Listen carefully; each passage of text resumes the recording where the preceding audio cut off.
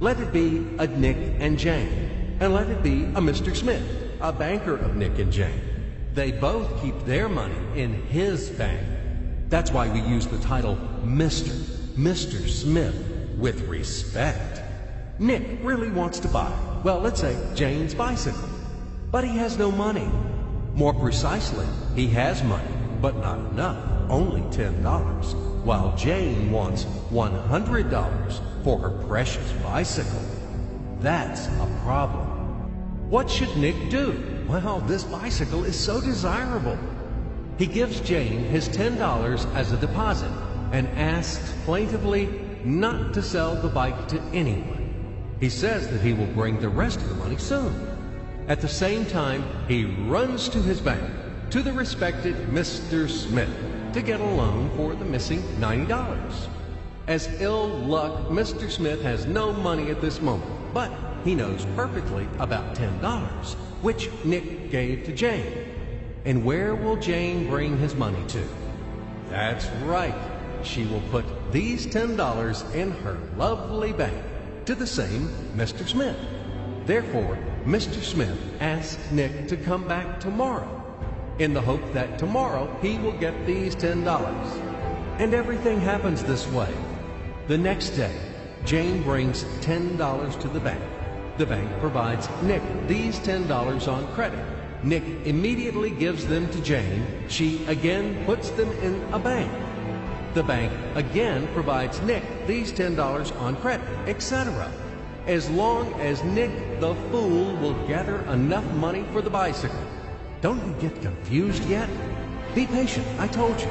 These demons have been trying to confuse you during 1,000 years. These damn economists and financiers. But anyway, we will figure everything out. So what do we have in the end? Nick finally got the bike from Jane. Wow! But at the same time, Nick owes $90 to the bank, Mr. Smith.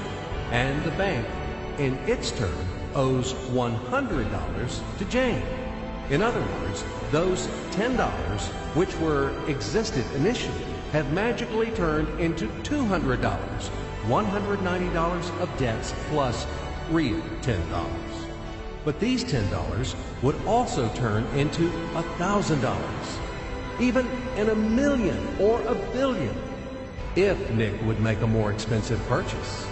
In this case, our $10 would make the increasing number of its cycles, circuits from hands to hands. That's it. So, what happens in today's world? SOS!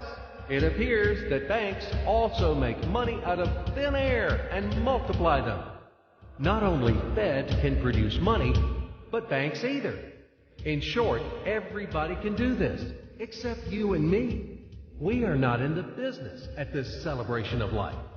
I would like to print or draw some money as well. In fact, these banks multiply money without any control.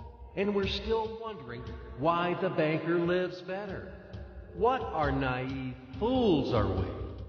Now it is clear why. The one who produces the money, of course, lives better. But this is not enough.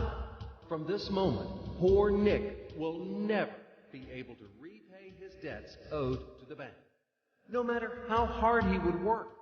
Silly Nick doesn't know it yet, that he's in slavery to the bank, in credit bondage forever, because those $90 which he owes to Mr. Smith do not exist in nature at all.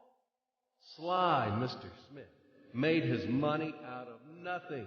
He created them out of thin air, just one click. And $10 turned into $200. Yes, but you can object